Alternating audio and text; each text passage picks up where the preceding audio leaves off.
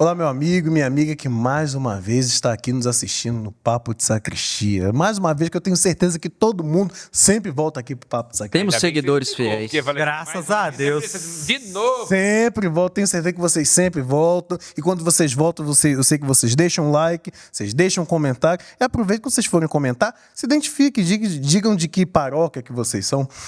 Meu nome é Davi, tô meio amarrotado aqui, mas beleza. Meu nome ainda assim é Davi. Estamos aqui com o nosso amigo João, a voz do Itatiaia. A voz. TV Horizonte também, senão desagrada o chefe. Rick, Transformando vidas. Aleluia. Rick, o homem do cabelo perfeito. É a mulher que arruma ele. Ô, Rick, a mulher que tá arrumando seu cabelo pra você vir? É evidente, não tem nem como esconder isso. Oh. Não tem nem como. E o nosso hashtag O nosso influencer. nosso influencer, Hashtag Padre Samuel Fideli. o apóstolo das multidões. O novo ermitão da Serra da Piedade. Nossa, Já tô usando voos mais... nossa, o Instagram delira com o Deixon. Mas aí nós vamos falar hoje do quê? Uai, pelo Da- tanto que a gente tá feliz, só pode ser um clima de Da festa. festa, mas é uma festa profana ou a festa do povo?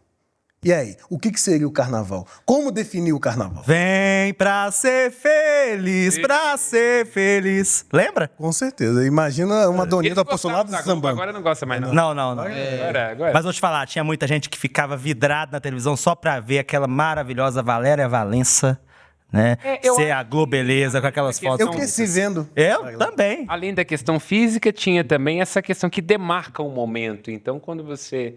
Né, a Globo, falávamos no último episódio sobre comunicação social, ela soube trabalhar muito bem com isso, com essa ideia de que a TV é fantasia, a TV marca o tempo, a comunicação, a rádio, enfim, Sim. tem essa capacidade, de fato, de demarcar tempos, de concentrar em pessoas, em bordões, aquilo que é a nossa alma enquanto brasileiro e por aí vai. Então, a Globeleza representa isso. Que eu penso que o carnaval tem a ver com isso. Eu apoio muito quando o padre fala sobre o carnaval, porque, de fato, tem muito excesso. É um tempo muito triste, assim, quando nós olhamos o que se tem de criminalidade, abuso e por aí vai. Propício ao pecado, né? Propício ao pecado. Mas eu acho que, assim, eu acho que a gente pode preencher de sentido divino essa festa.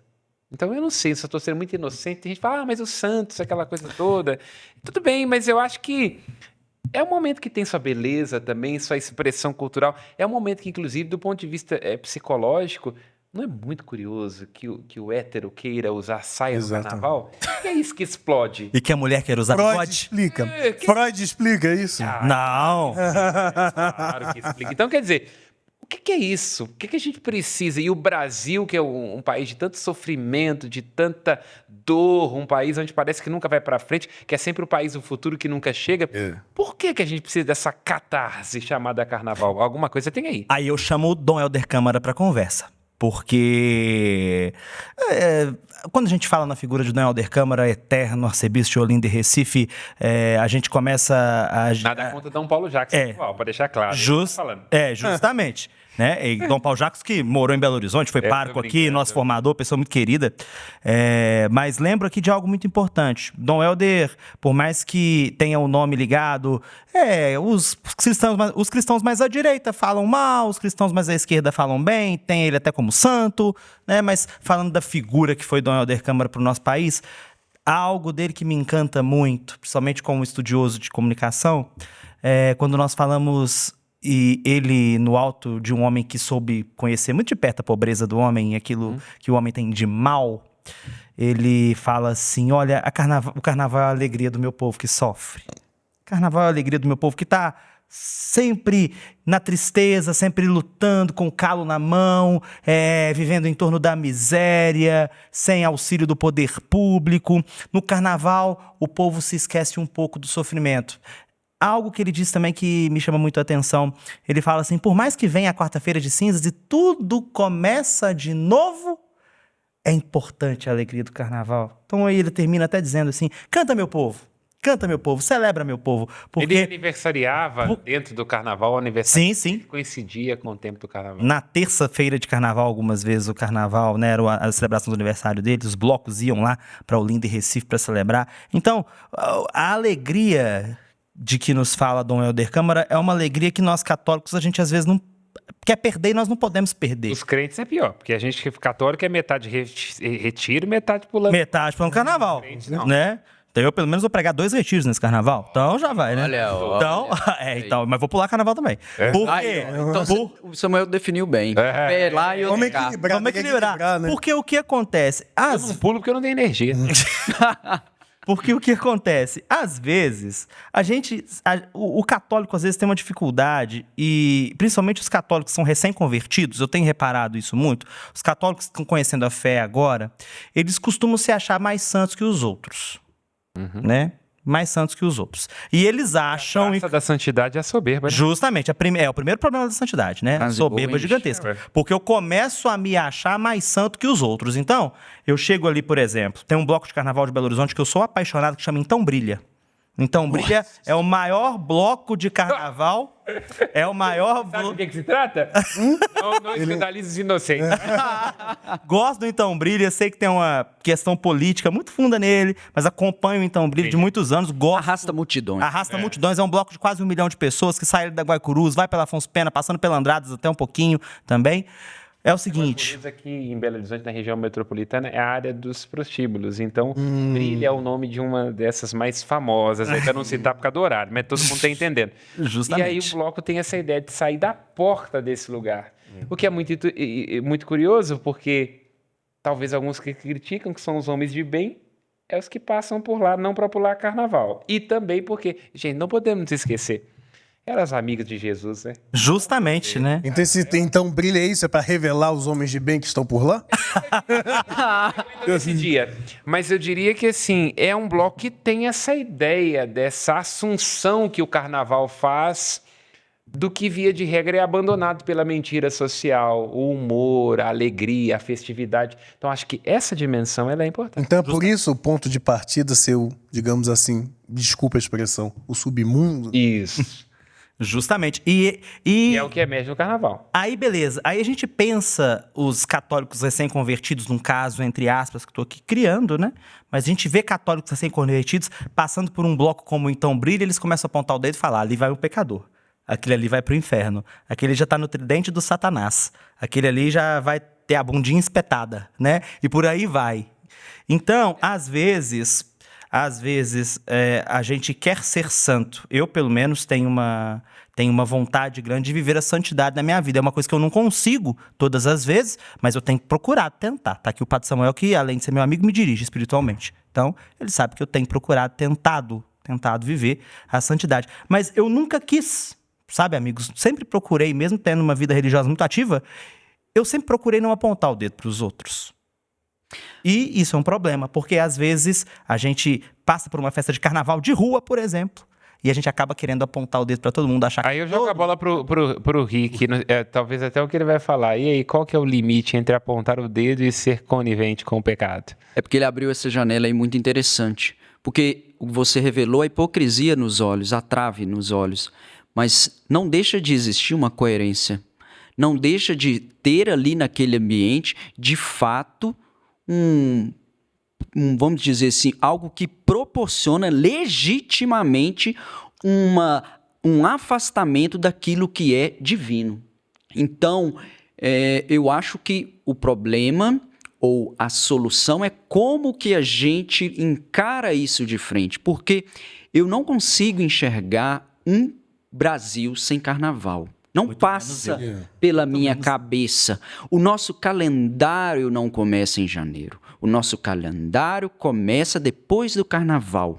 E pode ser em fevereiro ou março. Justamente, como é o caso desse ano, né? Entendeu? E eu vejo, já que você trouxe a questão local, o carnaval hoje, pensando pela ótica de gestão pública, tudo é custo, mas o carnaval é injeção direta de dinheiro. Justamente. Então, o que isso vai proporcionar de receita dentro dos hotéis, como a gente comentou nos bastidores... 98% de ocupação dos hotéis em Belo Horizonte são dados da Associação de Hotéis aqui de Minas Gerais. Ou seja, você tem em torno de 1 bilhão, que é a estimativa, que vai estar proporcionando efetivamente de dinheiro no bolso, não só da prefeitura, como do povo, ou seja, muita gente vai tirar o sustento da família. Aquilo que uns enxergam maldade é sustento e pão na mesa. Justamente. Então é preciso... Como é que a moral é ambígua? É. Pode concluir. Não, e aí eu seguindo nessa linha de gestão pública, a gente evidentemente sabe que o berço, como o João me esclareceu muito bem, o berço do carnaval ele é progressista aqui em Belo Horizonte.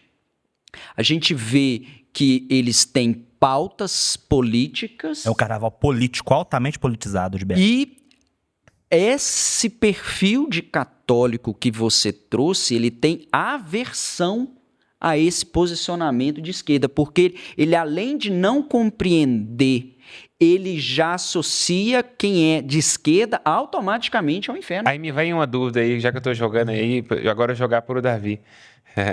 Será que isso aí é de fato preocupação com a salvação das almas e pelos valores e princípios? Ou é medo de que alguma coisa emerja dali de dentro que parece com o carnaval?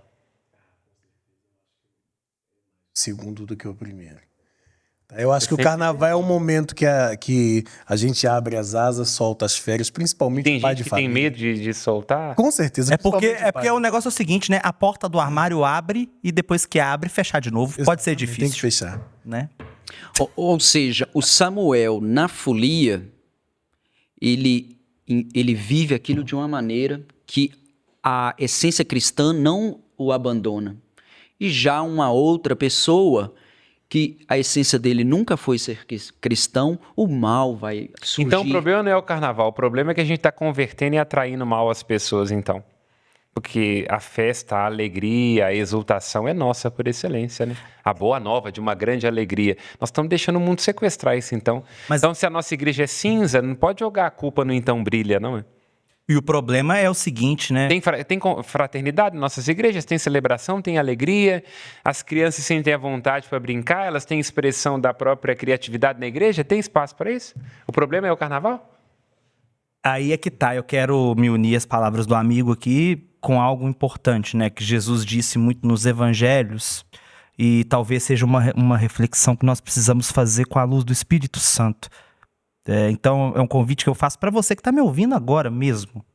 E você às vezes está me ouvindo falar agora, você está com vontade de me matar. Você está pegando a mão assim. Minha avó, quando fica com raiva, ela pega as duas mãos e faz assim, olha, de ódio. Talvez você está com a mão assim para mim, falando, nossa, eu vou matar esse cara. Olha, com a luz do Espírito Santo que eu quero te dizer isso. Evangelho de Mateus. Cuidado com a trave do seu olho. Cuidado, porque a gente às vezes fica colocando muito defeito nas pessoas, muito defeito nas coisas. A gente começa a achar que tudo ao nosso redor tá errado, que as pessoas estão comportando errado, que tá tudo errado e que vai todo mundo pro inferno. Cuidado com isso, meu irmão. E aí que eu pergunto, Cuidado, será que a vontade é salvar? Eu tenho minhas dúvidas de fato. Justamente por isso, aí que mora o problema, padre. Porque as pessoas, na maioria das vezes, elas querem um cristianismo de aparência. Isso é um problema. Vamos voltar aqui, né? Vocês sabem que eu sou de um lugar que respira carnaval, digamos assim, né? E quando a gente entende um pouquinho assim que o carnaval não é só um momento de catarse, mas também é um momento de resistência cultural. Sabe? No caso aqui, o carnaval de Belo Horizonte é um carnaval altamente politizado. O carnaval no Rio não é um carnaval tão politizado, mas é um carnaval de resistência, principalmente resistência negra. Uhum. Entendeu? E eu acho que é isso que traz um pouquinho de aversão ao carnaval, por ser essa resistência negra, essa resistência do pobre, essa resistência do nordestino, essa resistência da pessoa que trabalha, se esfola de trabalhar o tempo inteiro e precisa daquele momento para extravasar. Muito tempo atrás eu estava estudando um pouquinho sobre o carnaval, muito tempo. O carnaval do Rio, ele conseguiu traçar o contorno de algumas ruas. É muito interessante. Quando Getúlio Vargas queria passar quando ele quis passar a Avenida Getúlio Vargas, né, automaticamente, ele construiu uma avenida com o nome dele, olha que delícia. Eu queria. Que delícia. Ele colo- A avenida era para passar em frente à Praça 11. A Praça 11 era o reduto do samba, era o reduto do carnaval no Rio de Janeiro, mas também era o reduto de anarquistas, espanhol, judeu. Então era reduto de muitas Aquela coisas escória, né? Exatamente, reduto de Tia Seata, né? Tia Seata. Oh, reparei.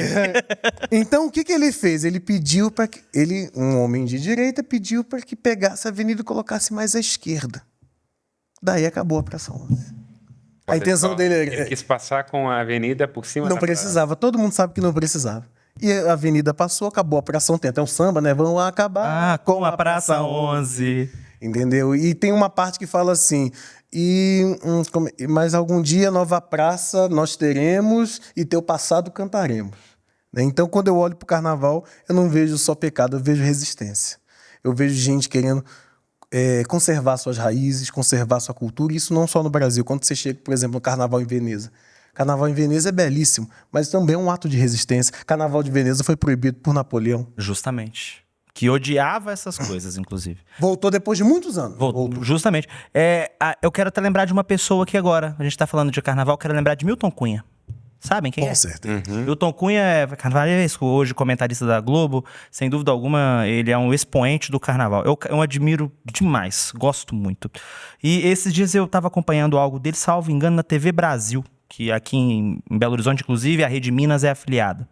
Ele dizia algo importante. Olha, ele comentava sobre uma crítica que ele fazia a algumas pessoas que falavam que o carnaval do Rio de Janeiro estava explorando muito a macumba, estava explorando muito a ancestralidade negra. Então ele estava questionando algumas pessoas que estavam falando disso. Ele falou, gente, pelo amor de Deus, quem que fez o carnaval?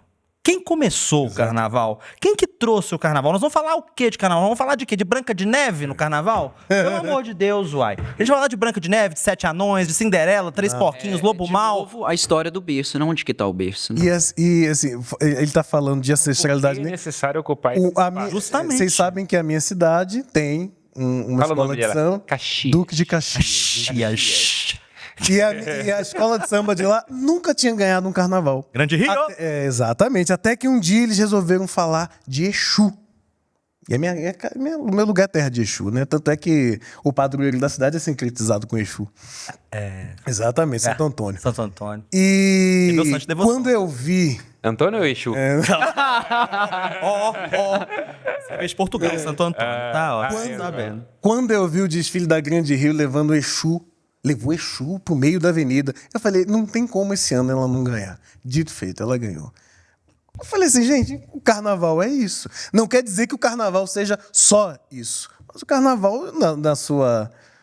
Pelo Por menos... que nós precisamos É de isso. espaço? A vida é dura demais, tem peso demais, é isso? O povo brasileiro... Bom, vou tentar responder. Aham, por favor. De forma simples, a tristeza, ela tem uma solução rápida que é o prazer. Então, essa necessidade de trazer esse prazer para ocupar esse espaço da tristeza, ele ganha muita proporcionalidade no carnaval. Entretanto, ele é efêmero, porque não é uma alegria verdadeira e genuína. É uma euforia, uma... E sem falar num efeito rebote, porque, Quando passa aquele pico, você tem uma depressão, uma... ou seja, a tristeza, ela que era para ser aliviada, Ela vem com uma carga ela aumentada. ganhou foi corpo. Mas aí é que... E sem falar nas consequências que essa opção por viver esse prazer descontrolado naquele momento vai ocasionar no restante do ciclo. Gravidez, abortos, ISTs. Eu ia dizer agora, né? Os filhos do carnaval. Não, quando é filho ainda tá bom. E quando você tem outras consequências como essas, né, de... Doenças. Doenças e por aí vai. Mortes no trânsito. Bom, o carnaval nem começou e a gente já tem casos de jovens com overdose.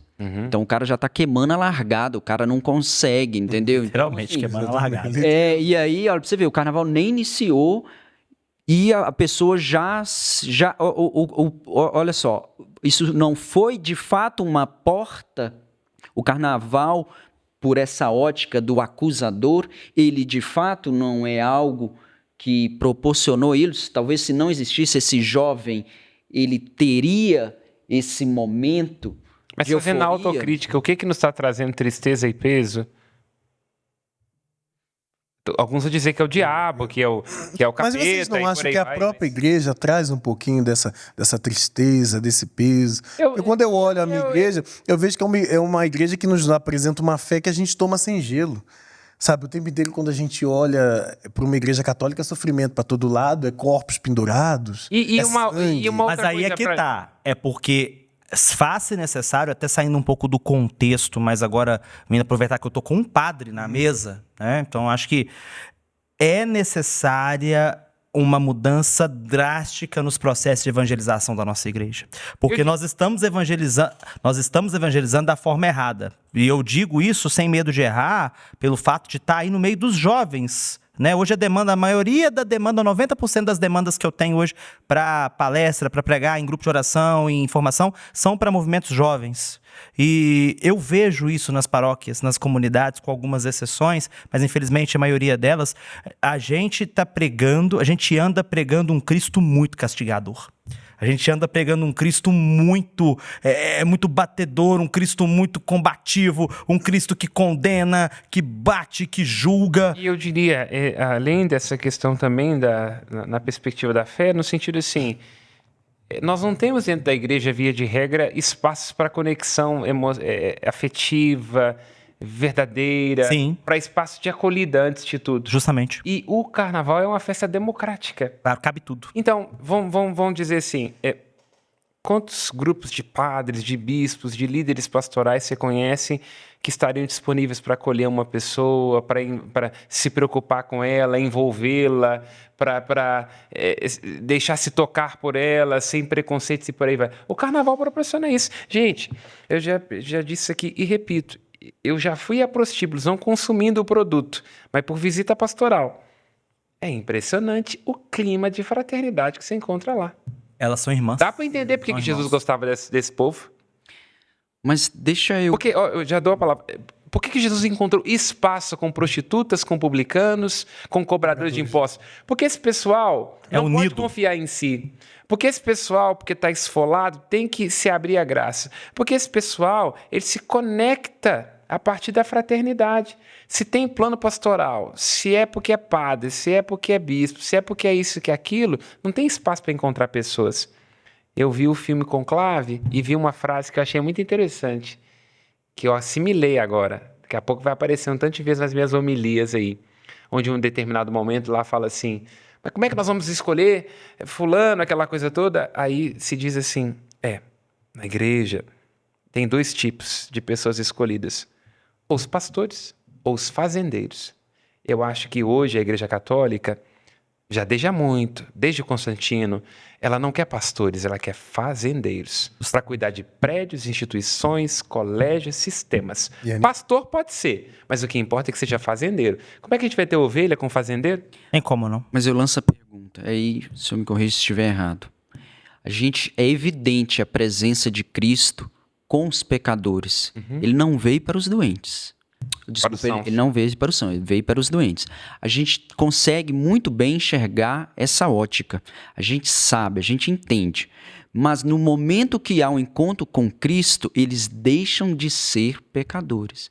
O que eu estou querendo dizer?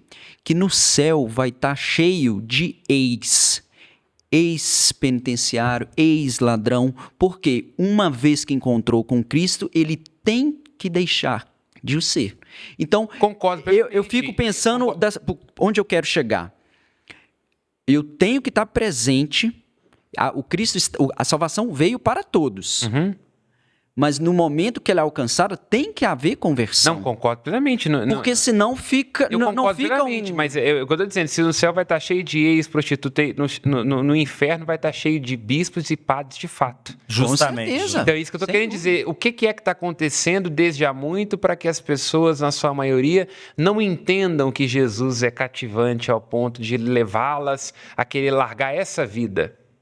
Onde é que está a capacidade dos padres, dos bispos, das nossas comunidades de serem alegres, fraternas? Porque que grupos mais tradicionais não se perguntam é isso.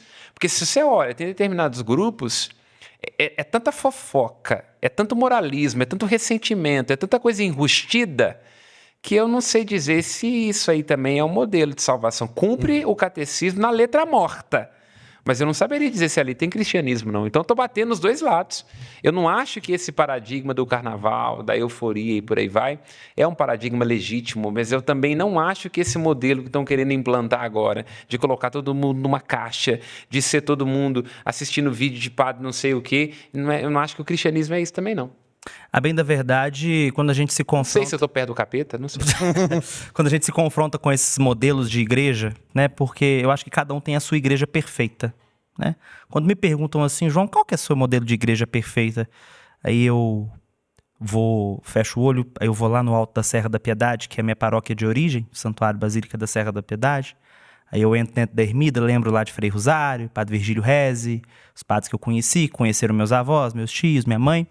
E eu lembro gente sofredora, igual meu avô, que mal sabia escrever o nome, morreu quando eu nasci, e falava assim com a minha avó, Dona Osélia, que é a minha avó, falava assim, não esquenta a cabeça não, que Nossa Senhora da Piedade é bom pai.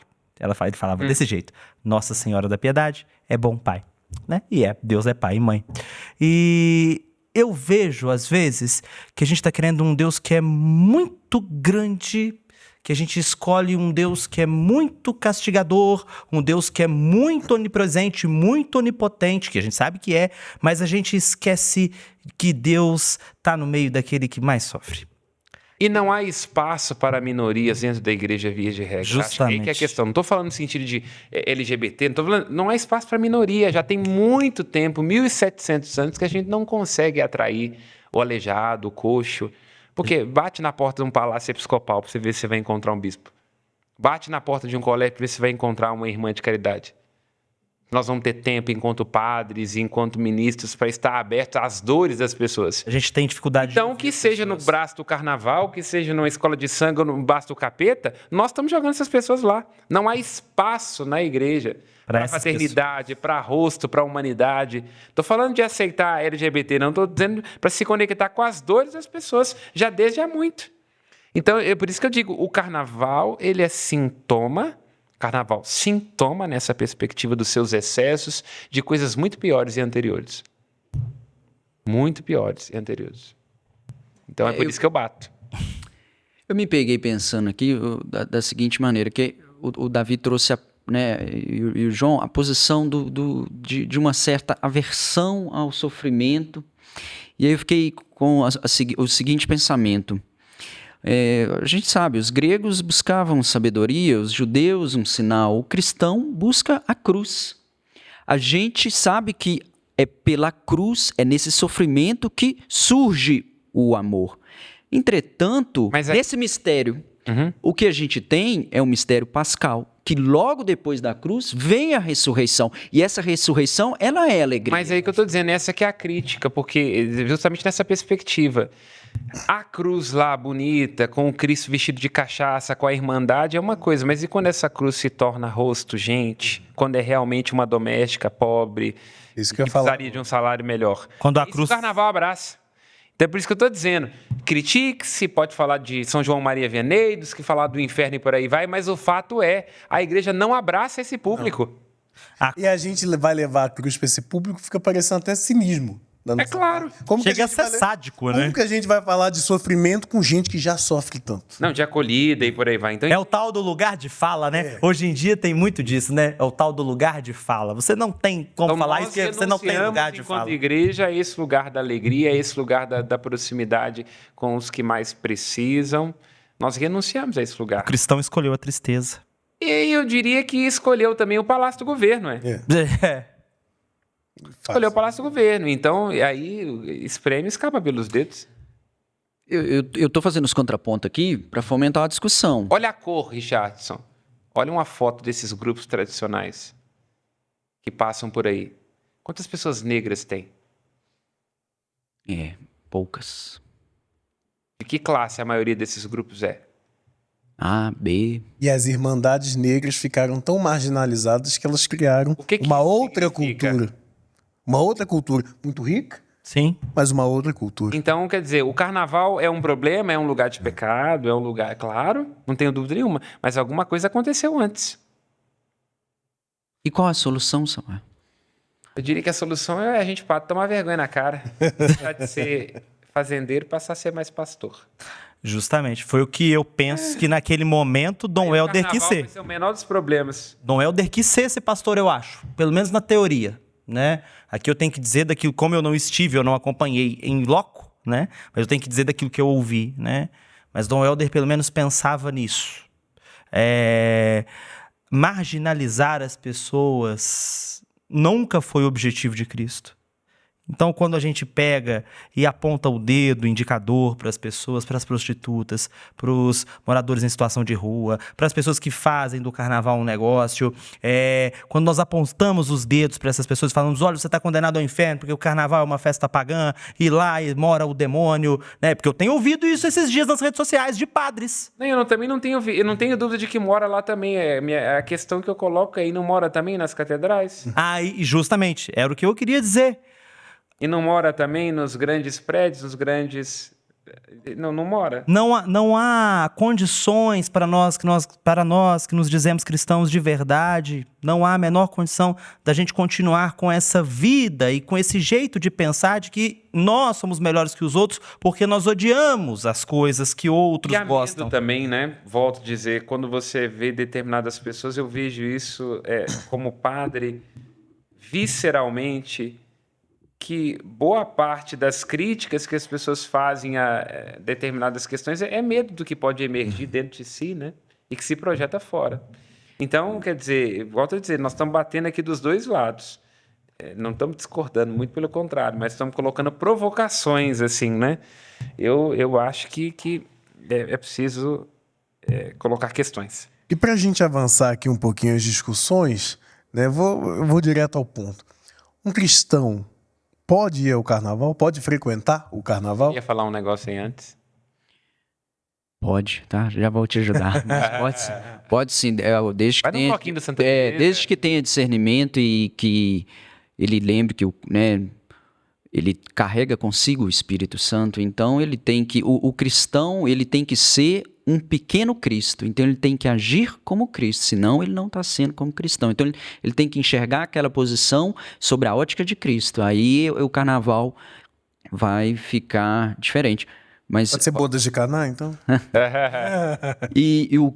o que eu ia colocar, de trazer um pouquinho a reflexão aqui, é o filho pródigo. A gente conhece a história, o pai misericordioso. Mas quando você pega o enredo, o que é? É o filho que pega, esbanja, vai para o carnaval, gasta todo o dinheiro, se aproveita da melhor maneira que pode e depois ele retorna para casa. Mas não simplesmente ele retorna para casa, ele é acolhido, celebrado, ele ganha um anel no dedo, ele coloca a veste. Então, quando você trouxe que a resposta está no acolhimento, eu me vi com essa parábola na cabeça, porque ela resume, o nosso papel é de acolhimento.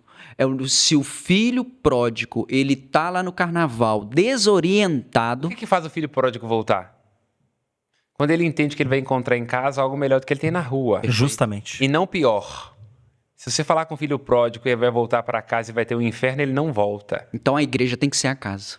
Exatamente. Mas aí é que tá. Que casa é essa? Que casa é essa, né? A casa que ele voltou, não foi para casa de quem? A casa que ele voltou foi para casa do pai. Então a igreja tem que ser a casa do pai misericordioso. Mas o problema é se que esse filho pródigo quiser uma confissão segunda-feira à noite, ele acha um padre? Aí é que eu ia dizer, qual que é a casa que nós estamos oferecendo para os filhos pródigos? E se ele for negro, filho da doméstica, ele vai encontrar uma acolhida na comunidade da Zona Sul? Aquele povo que reza terço, que faz novena, que acorda de madrugada, o filho da doméstica vai encontrar E a casa um abraço vazia, né?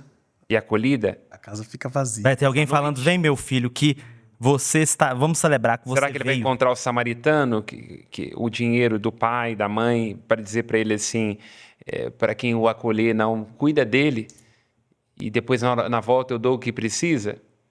Então, é por isso que eu digo assim, vão criticar o carnaval? Vão, mas eu acho que nós temos um cristianismo, para citar o meme da época aí, da período eleitoral, de festa junina.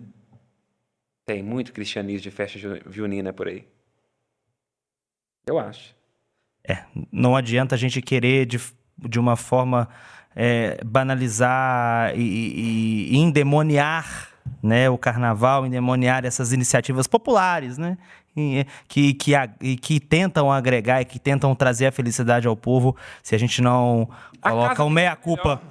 Se a gente não faz o meia-culpa e fala, a minha casa não é tão boa como a casa de fulano. A né? casa tem que ser melhor. Se eu não ofereço a alegria, se eu não consigo oferecer para as pessoas a mesma alegria que eu sinto quando eu estou na igreja, infelizmente, se eu não consigo oferecer para os outros a alegria que eu tenho quando eu encontro a Cristo pessoalmente, não tem jeito de oferecer isso para o outro. Dos problemas. Jesus já dizia, ninguém que prova o vinho novo acha o velho melhor. Justamente. Então, se as pessoas estão vivendo uma vida de homens velhos, provando vinhos velhos, significa que a gente não está oferecendo vinho novo. E agora, pra gente avançar no carnaval, né? O carnaval começa, ele acaba, né? E acaba numa quarta-feira de cinza. Se não for em Salvador. Salvador, porque ela tem arrastão. Exatamente. E depois, no Rio também continua, né? Tem um monobloco. Aqui também tem Tem alguma coisa? Tem aqui tem. Agora eu não tô me lembrando. Desculpa a ignorância, tá, gente? Mas aí, voltando aqui pra quarta-feira de cinzas, o que realmente representa a quarta-feira de cinzas? Esse movimento belo do período da Quaresma, que é, para citar Francisco de Sales, o momento de arrumar a casa por dentro. Então, a quarta-feira demarca bem esse momento, que é quando a gente comparece da mais humana das realidades, das verdades, das nobres verdades, para citar até o budismo. Já que nós morremos, somos pó. Então a cinza representa isso. O início da quaresma. O início da Quaresma. É um marco. É o grande retiro espiritual da igreja. Olha para você ver como é que eu falo que esses grupos são neognósticos, mais conservadores às vezes, e pagãos. Nós não nos penitenciamos para alcançar justiça diante de Deus. A ideia seria, o que é a Quaresma? É a consciência da grande Páscoa de Jesus e uma resposta a isso. A Quaresma não é necessária do ponto de vista de adquirir méritos diante do Cristo para a nossa própria justificação. Ele já pagou o débito. A Quaresma é porque fui salvo, porque fui amado e redimido, tomo consciência da minha condição e quero amar ainda mais. Nós não somos pagãos. Os pagãos é que faziam essa penitência de satisfação. Ai, meu Deus, se não for de nós, se não for nossos méritos, Deus vai nos destruir. Isso é mentalidade pagã. A mentalidade cristã não é. Porque, observe, quando o filho volta para casa, ele fala assim, eu quero ser tratado como um dos empregados. Ele não volta com a consciência de filho. Eu não sou digno mais a Quaresma de é isso. filho. Você vai fazer, vai penitenciar, vai descabelar, para chegar na paz e chegar à conclusão. Ainda que eu não tivesse feito nada disso, o amor me amou, ressuscitou por mim. A Quaresma não é uma exigência ela é apenas uma resposta ao dom da graça que já foi dado. Como o filho pródigo, que volta na condição de escravo e é restituído ao lugar de filho. Então é isso. Bonito. Esse meu filho estava morto o pai e não foi dá nem encontrado. Ele chega com o discurso pronto, observa a parábola, ele fala assim, eu vou chegar em casa, vou falar com meu pai, pequei contra Deus e contra ti. O texto diz que o menino está chegando, o pai está vendo, voa no pescoço dele. E não quer nem saber o que ele está falando, não. O que é, onde é que você foi, o que você passou, ele não quer saber, ele voa no pescoço do menino e fala, traz a roupa nova, traz a sandália, traz o anel. A misericórdia de Deus é como um fogo e o nosso pecado como palha. Quando chega perto dele, vira cinza. Mas observe o discurso de certos grupos. Não, temos que satisfazer, é penitência, a ira de Deus quando ela vier. Isso não é cristão, não, isso é pagão. É pagão. Isso é pagão. Tanto pior ainda do que o negócio que acontece lá. Porque pelo menos o povo de lá ainda não conhece a verdade, né? Agora esse povo aí que fica achando que vai merecer alguma coisa diante de Deus, isso é pior ainda. Samuel tá dando brecha pro próximo episódio aí, que é o jejum, hein, pessoal? Mais a Deus, entende? Então tem gente que não acredita na misericórdia. E não acredita na misericórdia porque por detrás de uma pessoa que quer viver um laxismo na ilusão de que é o prazer que traz o sentido da vida, há uma frustração, há um abandono, uma inadequação. Do mesmo modo que por detrás de alguém que é muito rígido, moralista e punitivo, há também um amor de um pai e de uma mãe que faltou, uma rigidez, com certeza.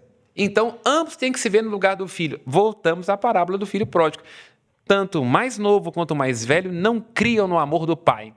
Tanto o que vai para o carnaval pular, achando que a vida se resume a prazer, quanto aquele que se enfia num retiro e fica rezando e fazendo penitência e sangrando, não creem no amor do pai. Não creem. Esse aqui acha que o sentido da vida é o prazer, esse aqui acha que aquilo que ele faz o torna mais digno de Deus. Ambos não experimentaram o amor do pai. Então, bate no carnaval, mas bate em quem está lá no retiro também, achando que vai virar credor de Deus. Assim nos instiga a parábola do filho pródigo. A gente ia falar até de retiro, mas é melhor nem falar, né? Mas a pergunta sua foi muito boa, porque se é um momento de jejum, faz sentido eu estar em folia? Especificamente nessa data?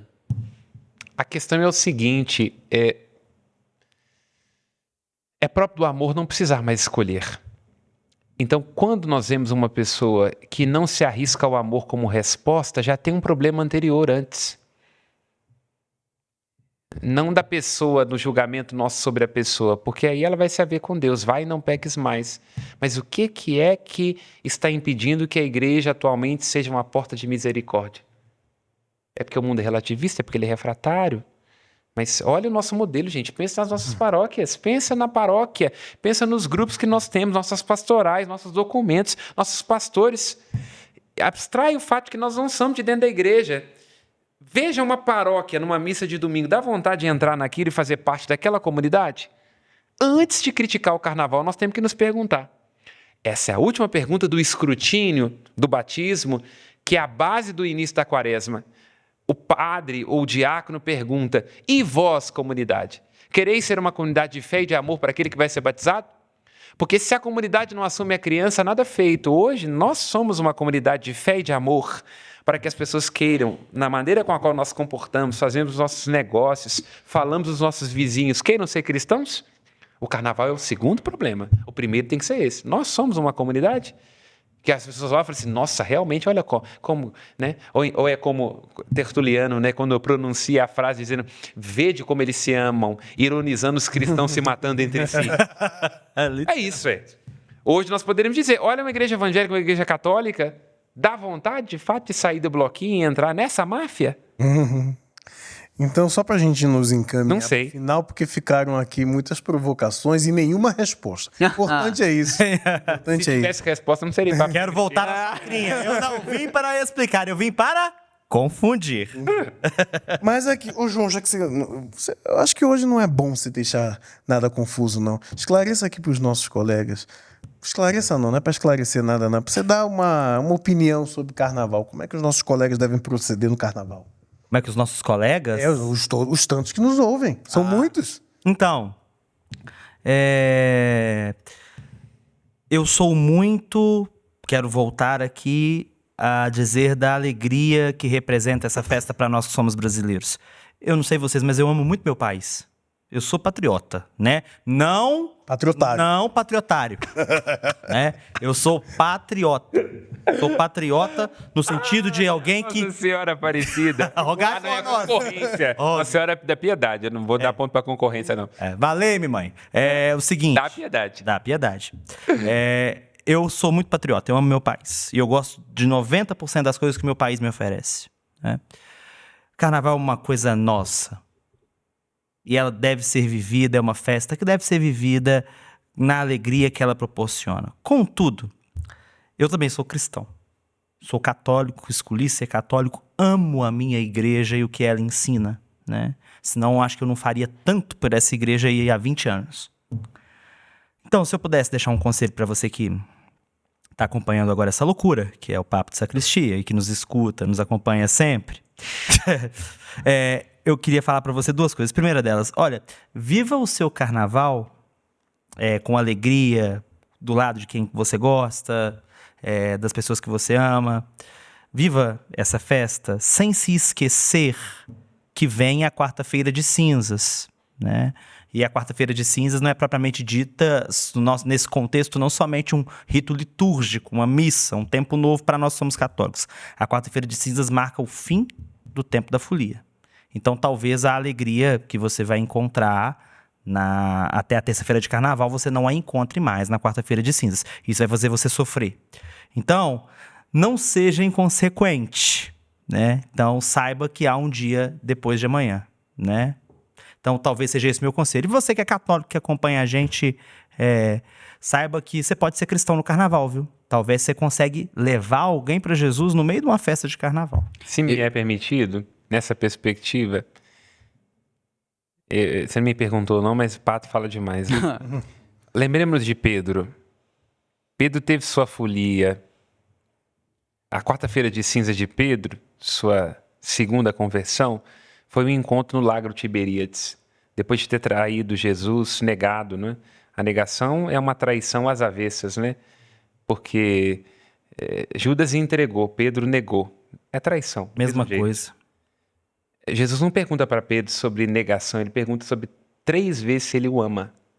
Então, se eu pudesse me encontrar com alguma pessoa que está se esfolando no carnaval, eu perguntaria para ela assim, onde é que está o amor que te amou? Eu não ia falar para ela sobre pecado, porque eu tenho os meus também, né? Eu perguntaria para ela, onde é que está o amor que te amou? Né? Como aquele texto belíssimo que vai ser repetido na manhã do sábado de Aleluia, não é? Quando diz que Jesus vai até a mansão dos mortos, pega a mão de Adão e diz assim, vamos embora, eu não te criei para ficar aqui. Então acho que é isso. Acho que o carnaval é isso, né? Vamos embora, eu não te criei para ficar aqui. Então acho que é isso. Você passa e vai embora. Rick, deixe sua mensagem para... Não, agora Para os foliões. Mas me apertou muito, porque o João falou muito belo, Samuel, como sempre, mas penso que somos o sal da terra. Sal demais estraga a comida e sal de menos deixa ela sem Xoxa, né? Capenga, manca, sem anêmica, sabor. frágil, inconsistente. Então, use os temperos na medida correta nesse carnaval. Somos sal. Temos que temperar, mas na medida certa. Então você que nos ouve, independente se você vai pular o carnaval, se você vai pro retiro, amassa no like aí no nosso Papo de Sacristia, deixe nos comentários. Se você vai pular o carnaval, deixe sugestões aqui de bloquinhos, mas se você vai pro retiro, vai com Deus e Alô, seja feliz. Vespasiano, tô chegando aí. Reza pra nós. Reza pra nós. Amém? Amém. Você que nos acompanha pelas redes sociais, gostou dessa nossa conversa sobre o carnaval? Compartilhe, deixe seu comentário. Deus te abençoe.